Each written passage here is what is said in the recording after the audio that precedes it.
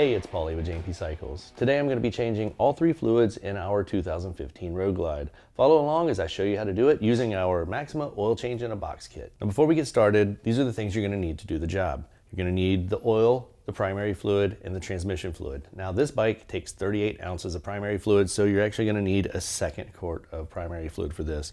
The transmission takes 28 ounces, so that's a little bit less than a quart, so we're good there. And then it's going to take 4 quarts of oil. The kit comes with a K&N filter.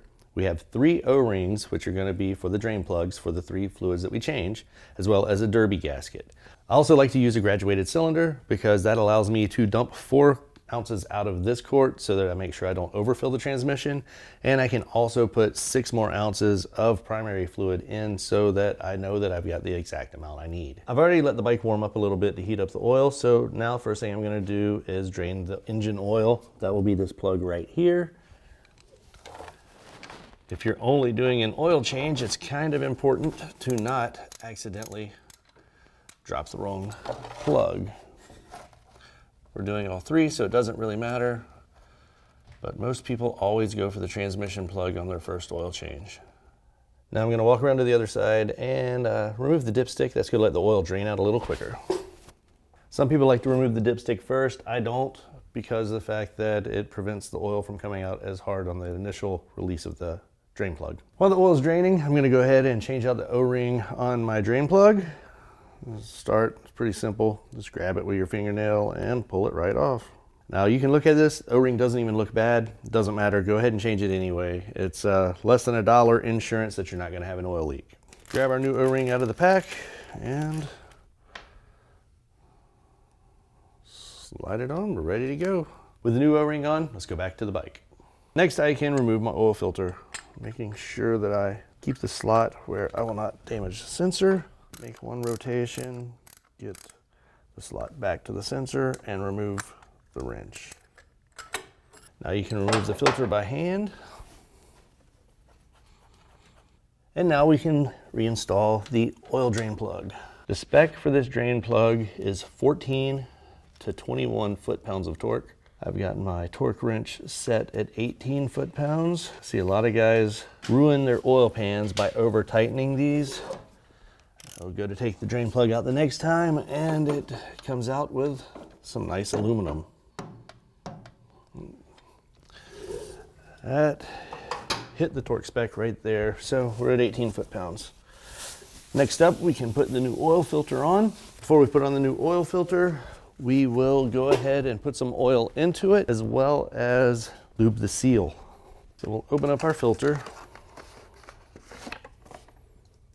And then put some nice seal on the bottom, make sure there's no contaminants. I'm going to go ahead and put a little bit of oil in there just so that you don't have that dry startup.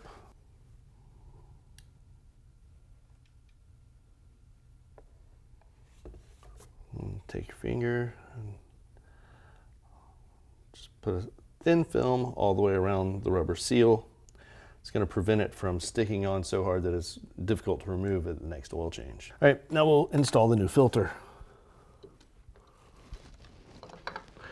Do not, under any circumstances, use a wrench on this. Okay, so you're going to screw this on until you feel the seal make contact. Once it makes contact, which it just did, you're going to go 1/2 to 3/4 of a turn past that. It's about a 1/2 turn. We're good to go with that. Now just take a little brake parts cleaner and spray off any residual oil from below the filter. I've cleaned my funnel. Now let me pull the dipstick back out for the engine oil so we can fill the bike up with engine oil. I'm going to start out, I'm just going to put 3 quarts in and then we will go from there.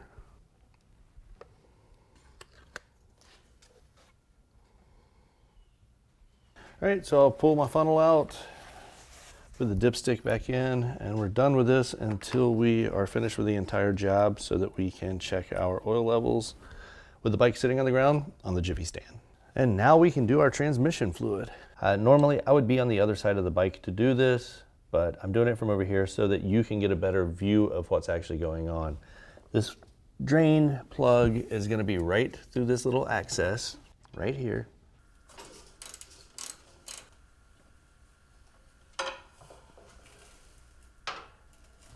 gonna drain that. So while the oil's draining, I'm gonna go ahead and change this O-ring so we can get right back at it. Now I'm gonna install the drain plug for the transmission.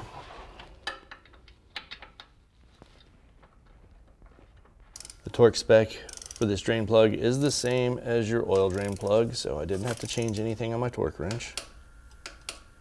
18 foot-pounds, good to go. So now I'm gonna pour 4 ounces out of this quart so I don't overfill the transmission. All right, so now I should have 28 ounces left in my quart. Now we will pour that whole 28 ounces right into the transmission fill. Kind of have to pour slowly. It is a 80-90 oil, so it's fairly thick. All right, we'll remove the funnel. Use a paper towel or rag. At this point, you should inspect the O-ring on the dipstick. This one's in like new condition. It's not at risk of a leak. It's not something that's sitting in oil, so I'm not really gonna worry about changing this one, but make sure yours is good before you go ahead and install the dipstick. This is where you are going to use another torque wrench, or the same torque wrench if yours does foot and inch pounds. This is gonna be set at 50 inch pounds. The actual spec is 25 to 75, so I just went with 50. Not very tight at all. Last fluid on the bike is the primary. We're gonna go ahead and drain that, and then I'll pull the derby cover off, get this going. Go ahead and put the O-ring on while that's draining. So now I'm going to remove the derby cover. I'm gonna wipe off the residual oil off this, then I'll pull off the old gasket. With the new O-ring on, I will install the drain plug. Torque spec on this is still the same, so I'm gonna leave it at the 18 foot-pounds.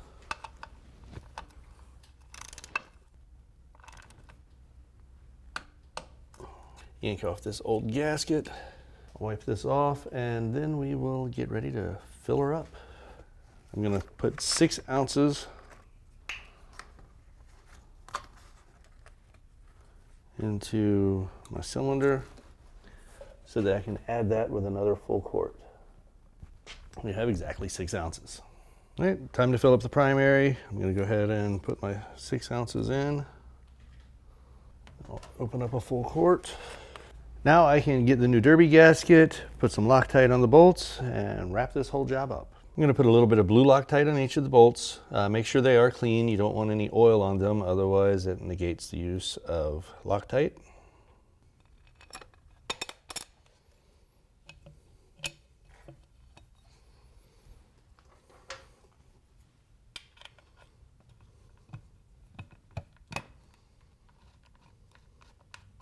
Now there is a pattern that you're gonna follow here. Start with the top, which is number 1. Go down to your lower left, it's number 2. Upper right is number 3. Straight across is number 4. And bottom right is number 5. The point of this star pattern is to keep it from twisting or causing any uneven pressure, which is gonna cause warpage of the derby cover.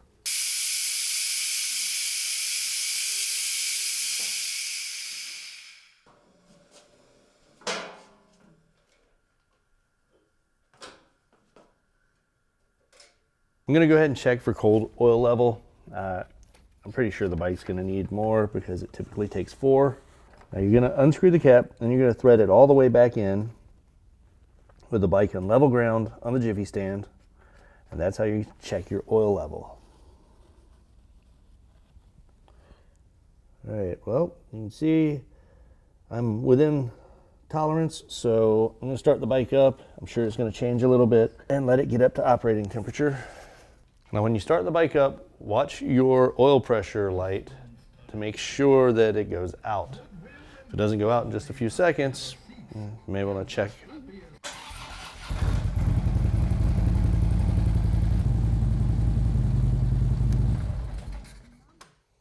Well, the bike was already warm from before, so that should do it.